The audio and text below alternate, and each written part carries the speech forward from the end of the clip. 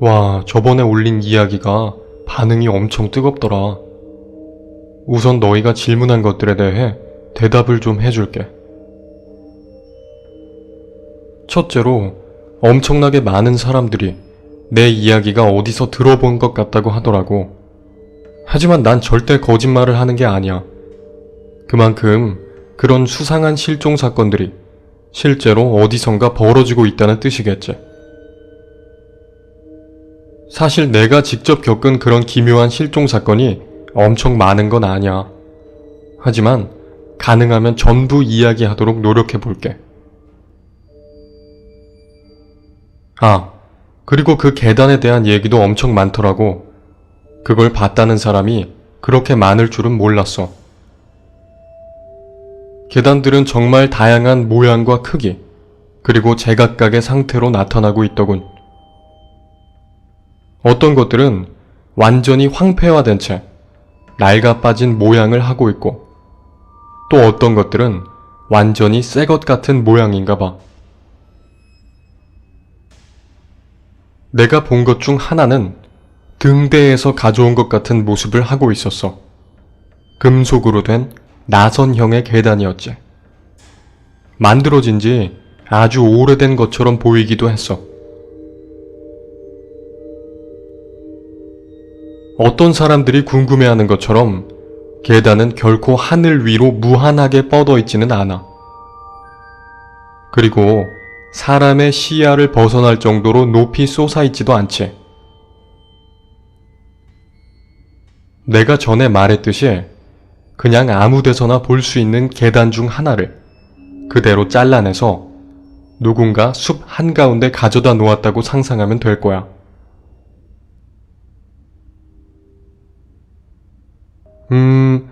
또 어떤 사람들은 얼굴 없는 남자를 봤던 샘의 이야기를 궁금해하더군. 너네 한번 주먹을 쥐고 손등을 봐줄래? 아니면 손을 펴고 손바닥을 보던가. 사람의 얼굴이 있어야 할 자리에 그런 평평한 살가죽만 있었다는 거야. 물론 샘의 이야기를 완전히 신뢰할 수는 없겠지. 하지만 분명한 건 그가 좀 흥분되고 지친 상태였지만 결코 미친 사람은 아니었다는 점이야.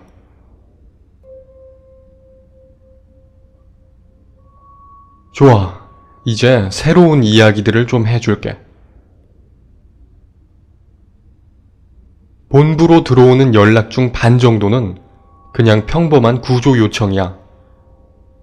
발을 헛디뎌서 접지른 사람의 전화라거나 아니면 모닥불에 화상을 입은 사람들의 전화도 있지. 작은 동물이나 벌레에 물린 사람들의 전화도 엄청 많아.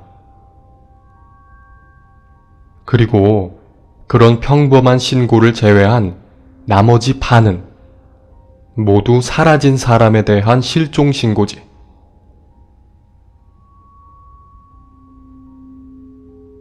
우리 팀은 제법 유능해. 우리에게는 실종자의 흔적을 찾아낼 수 있는 많은 베테랑 대원들이 있지. 하지만 반대로 그렇기 때문에 우리는 실종자의 흔적을 전혀 추적할 수 없을 때 굉장한 좌절감을 맛보기도 하지.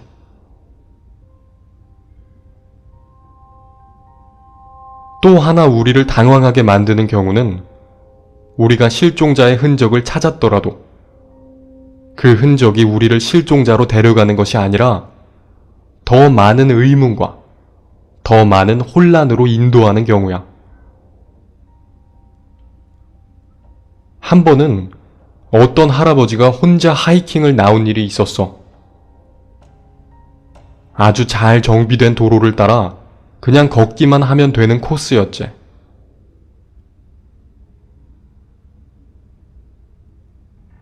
그런데 할아버지의 아내분께서 우리 쪽에 연락을 해오셨어. 할아버지가 돌아올 시간이 넘었는데도 집에 오지 않았다는 거야. 할아버지는 평소에 간질 발작 질환을 앓고 계셨기 때문에 아내분의 걱정은 더욱 클 수밖에 없었지. 우리는 바로 출동했어. 누군가 실종되었다면 그 사람을 찾아내는 게 우리의 할 일이었으니까. 우리는 기본적인 탐색 작전을 실시했지. 그리고 얼마 지나지 않아 우리의 베테랑 중 한 명이 그 할아버지가 길에서 벗어난 흔적을 발견했어.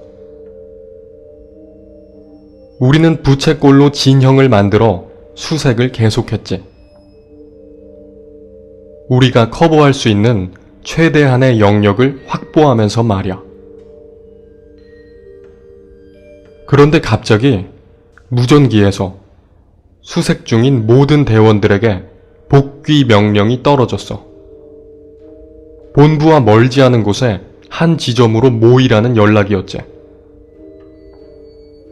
우리는 의아해하면서도 명령에 따라 그 지점으로 이동했어.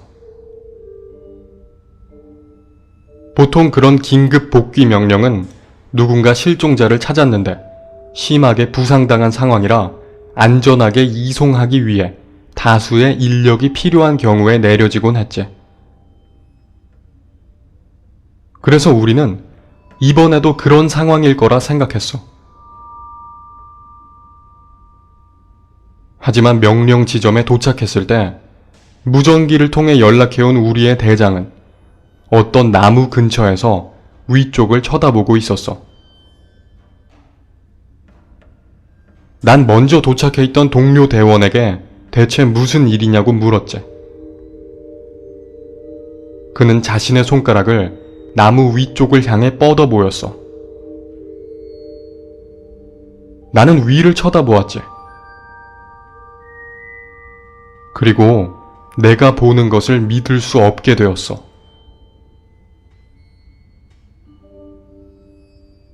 땅에서 적어도 30피트는 떨어진 위쪽에 등산용 스틱이 나뭇가지에 걸려있는 것이 보였지. 그 누구라도 그렇게 높은 곳까지 스틱을 던지는 일은 불가능해 보였어. 하지만 그 스틱 외에는 할아버지의 다른 어떤 흔적도 남아있지 않았지. 그래서 우리는 나무 위쪽을 향해 할아버지의 이름을 외쳐보았어. 하지만 그 어떤 응답도 돌아오지 않았지. 우리는 잠시 머리를 긁적이고 있다가 다시 아까의 대형을 갖춰 광범위 수색을 펼치기 시작했어. 하지만 여전히 아무것도 발견할 수 없었지.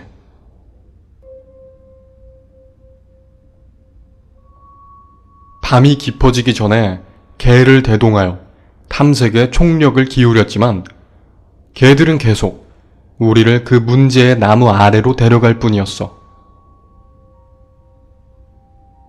사다리까지 동원하여 나무 위를 샅샅이 뒤져도 아무것도 발견되지 않았고 결국 수색 작전은 그렇게 종료되었지. 할아버지의 아내는 거의 한 달 동안 매일매일 우리에게 전화를 했어. 혹시라도 새로운 흔적이 발견되었는지 말이야. 그녀의 목소리는 시간이 지날수록 점점 힘이 빠지는 것 같았고 그게 우리의 마음을 아프게 만들었지. 왜 이 사건이 이렇게 내 기억에 강렬하게 남아있는지 모르겠어. 아마 그 묘한 의문들 때문이겠지. 왜 그 등산용 스틱이 나무에 걸려 있었는가? 누군가 그 할아버지를 살해하고 무슨 트로피처럼 그걸 거기 걸어 놓은 걸까? 우리는 그 할아버지를 찾기 위해 정말 최선을 다했어. 근무 시간이 끝나고 교대할 때가 된 후에도 자진해서 계속 수색을 펼친 대원들이 꽤 많았지.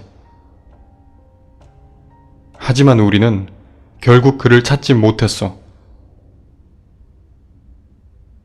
아직까지도 대원들 사이에서는 그 이야기가 나오면 제법 침울한 분위기가 맴돌곤 하지.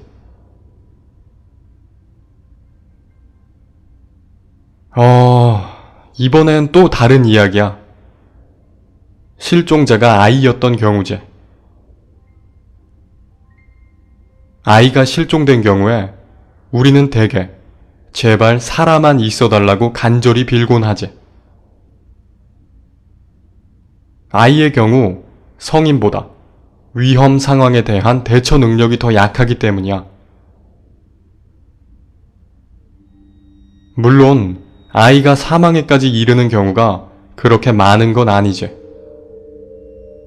하지만 그렇다고 해서 그런 경우가 아예 없는 것도 아니니까.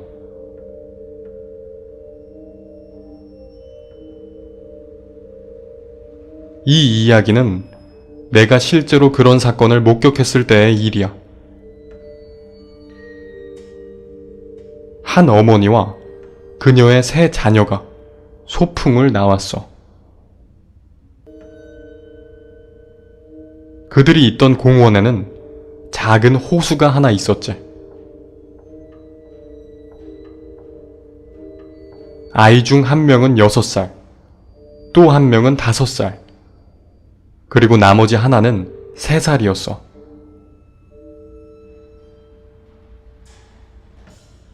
소풍이 끝나고 그녀는 주변을 정리하고 아이들을 챙겨서 차를 주차해둔 곳으로 돌아가기 시작했대.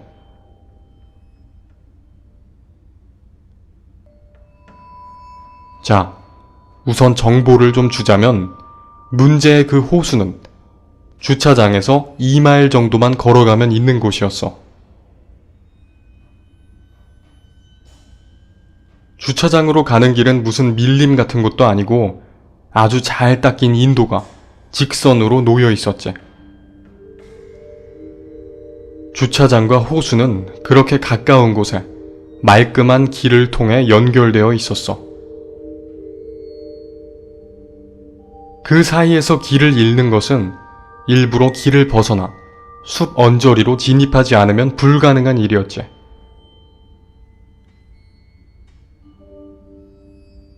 그녀와 아이들이 주차장으로 돌아오고 있을 때 애들은 그녀 앞에서 걷고 있었다.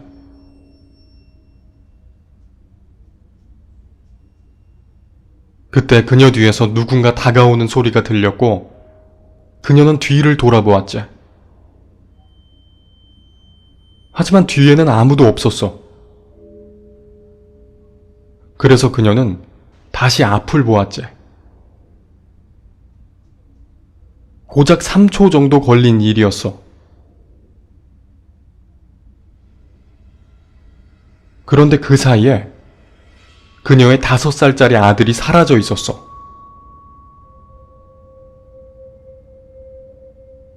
그녀는 아이가 소변이 마려워서 나무 뒤로 갔거나 뭐 그랬을 거라고 생각했대. 그래서 다른 두 아이에게 사라진 아이가 어디로 갔냐고 물었지. 두 아이는 그녀에게 어떤 무서운 얼굴을 한 큰 사람이 숲에서 나와 사라진 아이를 데려갔다고 했어.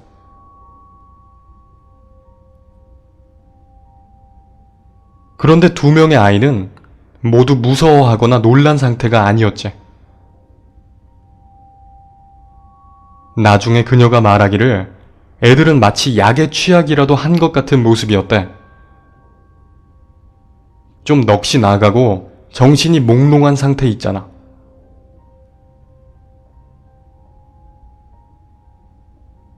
아무튼 그래서 그녀는 굉장히 당황하고 말았지.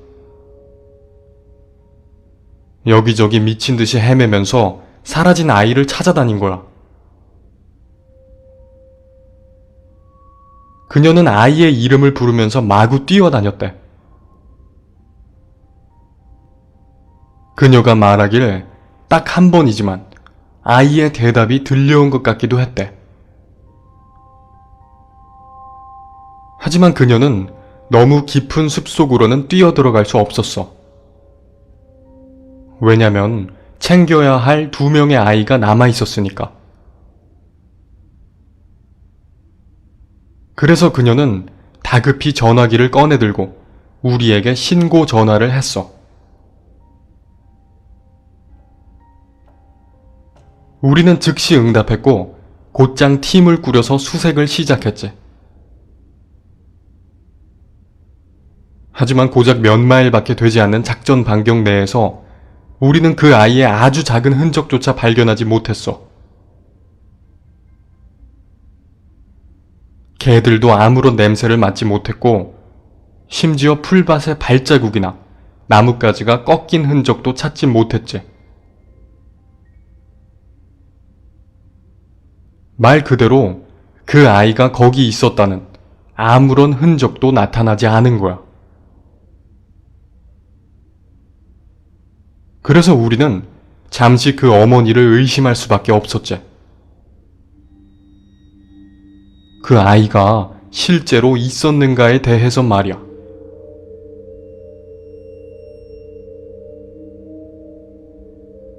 하지만 그녀는 말 그대로 걱정에 미쳐버릴 것 같은 모습이었고, 그런 걱정과 염려를 거짓으로 만들어내는 것은 불가능해 보였어.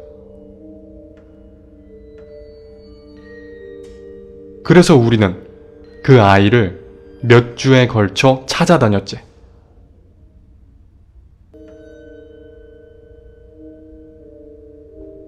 구조대원이 아닌 지역 민간인들의 자발적인 도움도 있었어. 하지만 결국 수색은 실패로 끝났지.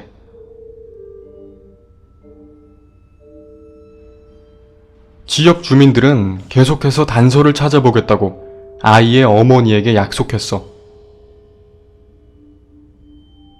그리고 어느 날 우리는 주민에게서 무전을 하나 받게 되었어. 사라진 아이의 시체를 찾았는데 수습하려면 지원이 좀 필요할 것 같다고 말이야. 그는 우리에게 시체의 위치를 알려주었고 우리는 그 위치를 듣고 입을 다물 수 없었어. 아이가 사라진 곳에서 15마일이나 떨어진 장소였거든.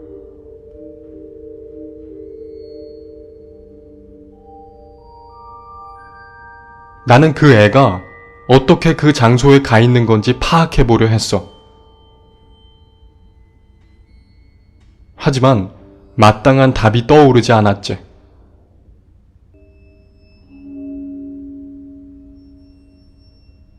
아이를 발견한 주민은 사람들이 도저히 가보지 않았을 만한 곳 위주로 수색을 계속하고 있었다.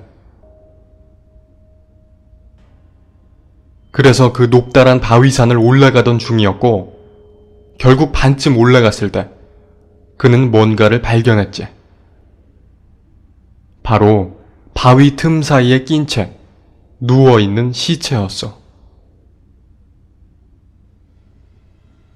주민은 실종된 아이의 인상착의를 알고 있었고 그래서 그 애가 바로 사라진 아이라는 것을 확신할 수 있었지. 그는 곧장 우리 쪽에 연락을 해왔고 그렇게 우리가 출동하게 된 거야.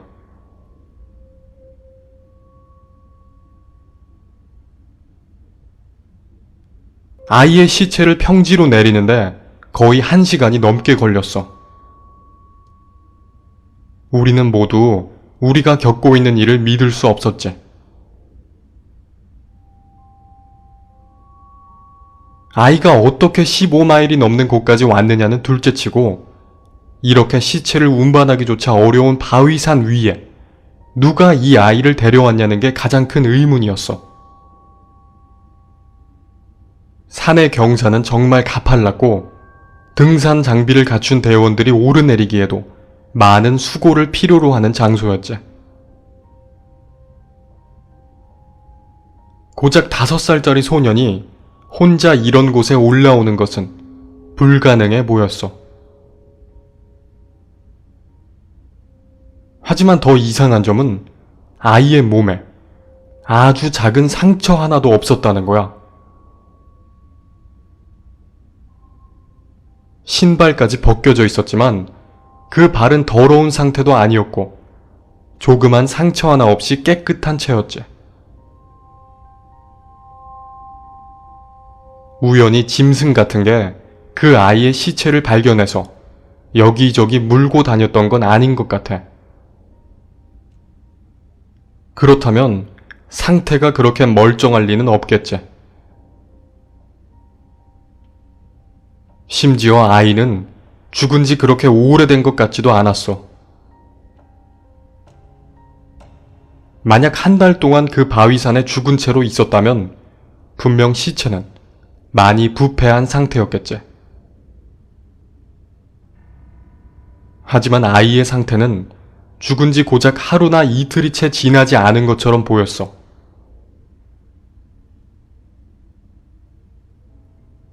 모든 정황이 믿을 수 없는 일 투성이었지.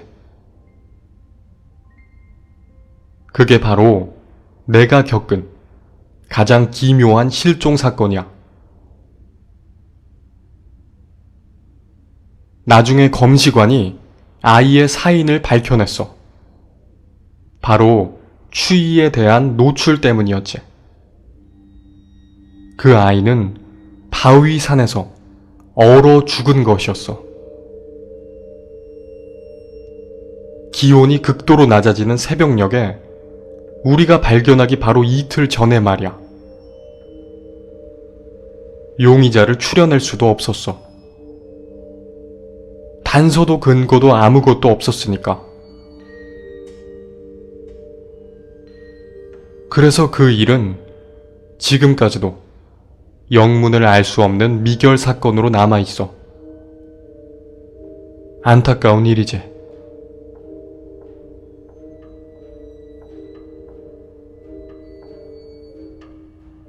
자, 다른 얘기를 해볼까? 내가 처음 수습생으로 일할 때의 이야기를 해줄게. 내가 신참일 때 내 담당 교관이 나를 데리고 답사를 나온 일이 있어.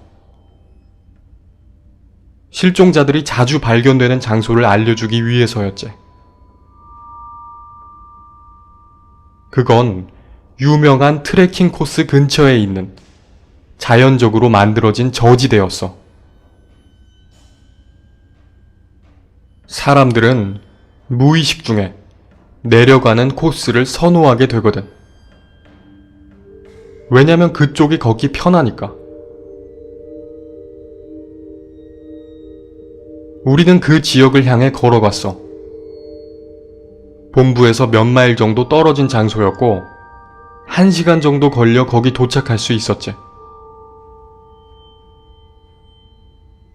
우리는 그 지역을 돌면서 실종자들이 발견된 장소를 하나하나 확인했어.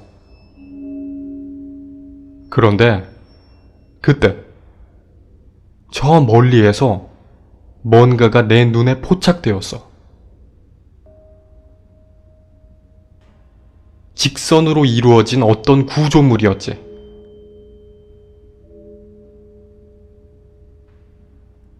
그 인근은 주에서 보호하고 있는 구역이라 상업적인 건물이나 주거 목적의 건물을 지을 수 없었거든.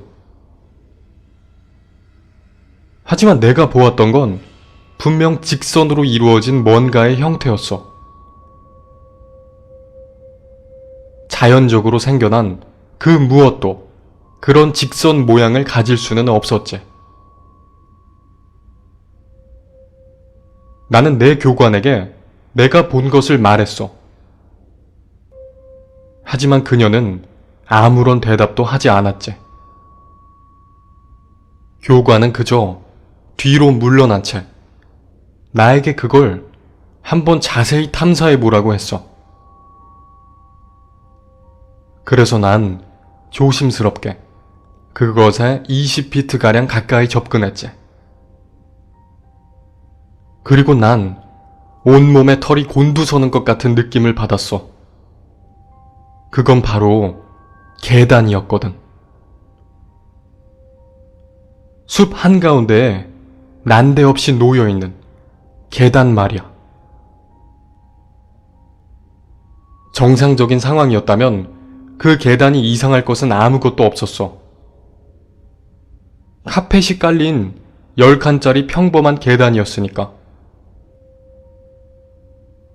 하지만 그게 누군가의 집 안에 있는 게 아니라 숲 한가운데 있다는 게 문제였지.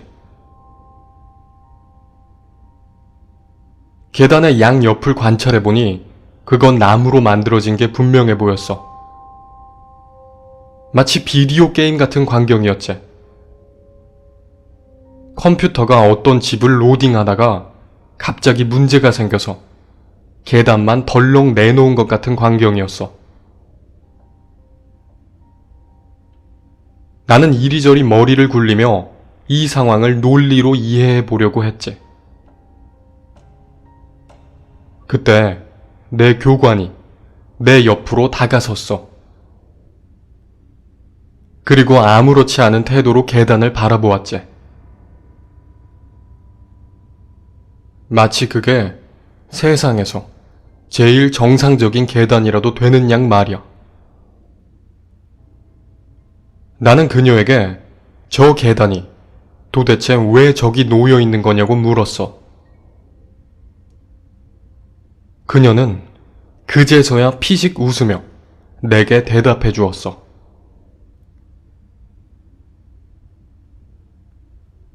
익숙해지는 게 좋을 거야, 신참. 앞으로 저런 걸 꽤 많이 보게 될 테니까.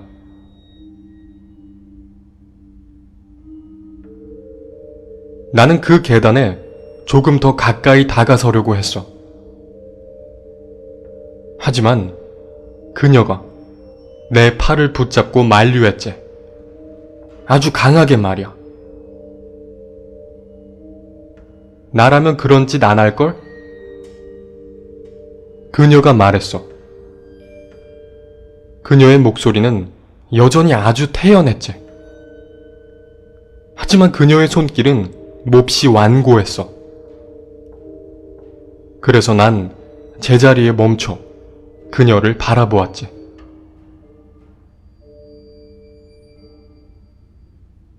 넌 저런 걸 아주 자주 보게 될 거야. 하지만 절대로 너무 가까이 가지 않도록 해. 만지는 건 당연히 안 되고 계단을 오르려고 하지도 마.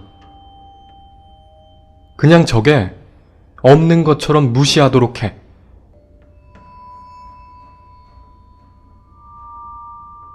나는 그녀에게 계단의 정체에 대해 물었어. 하지만 그녀는 내가 그냥 아무것도 모르는 편이 나을 거라고 대답했지. 결국 나는 포기하게 되었고 우리는 다시 길을 따라 걷기 시작했어. 그리고 우리의 답사가 끝날 때까지 새로운 계단은 나타나지 않았지. 하지만 그녀의 말은 맞았어. 난 그런 계단을 계속 마주치게 되었지. 내가 견습생에서 벗어나 제대로 작전에 투입되기 시작했을 때 나는 5번의 출동 중에서 적어도 한 번 정도는 항상 그런 계단을 마주치게 되었어. 그것들은 대체로 상태가 꽤 괜찮았어. 하지만 어떤 때는 제법 낡은 모습이기도 했지. 모두 다른 모양이었고 모두 다른 크기였어. 내가 본 가장 큰 계단은 밀레니엄 기념관에서 가져온 것 같은 모양을 하고 있었어. 높이는 20피트가량 되어 보였고 너비도 10피트는 좋게 될 것 같았지. 나는 사람들에게 그 계단에 대해 끊임없이 물었어. 하지만 모두가 내 교관과 같은 대답을 돌려줄 뿐이었지. 그건 그냥 정상적인 현상이다. 아무 걱정하지 말아라. 별일 아니다. 하지만 절대로 가까이 가거나 만지면 안 된다.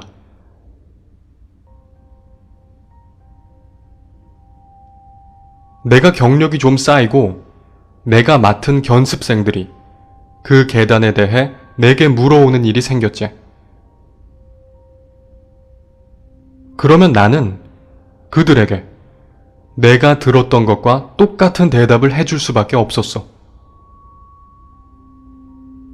그거 외엔 딱히 뭐라 해줄 말도 없었기 때문이지.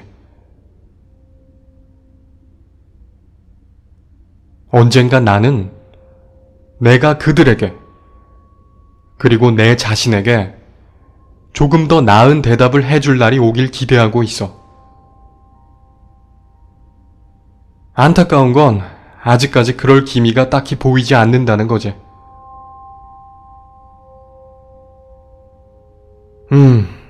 너무 늦었다. 오늘은 이만 줄일게. 다음에 다시 놀러 올게. 내 이야기를 읽어줘서 고마워.